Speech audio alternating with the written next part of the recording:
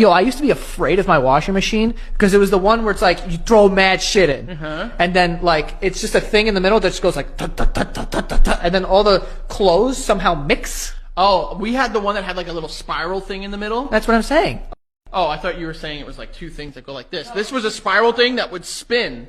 It didn't spin as much as it like went back and forth. It would literally spin like this, and it would. I used to watch. I thought if I put my hand in, I would get stuck and pulled under. Anytime I would do laundry growing up in our childhood home, I would watch the water fill it up, and I would imagine there were little people on my clothes, and then when the water came and got them, that they'd drown. What?